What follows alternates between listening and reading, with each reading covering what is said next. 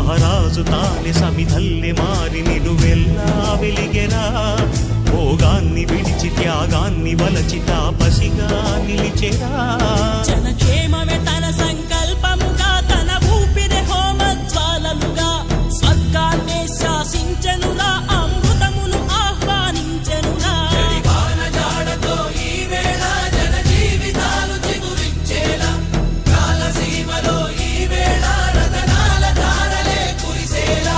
కల్లు కల్లు మని సిరిమూవల్లే చినుకే చేరగా, జల్లు జల్లు మని పులకింతల్లు పుడమే పాడగా, హరివిల్లు ఎత్తి కరిమబ్బు వాన బాణాలే వేయని, నిలువెల్ల మంచు వడగళ్ళు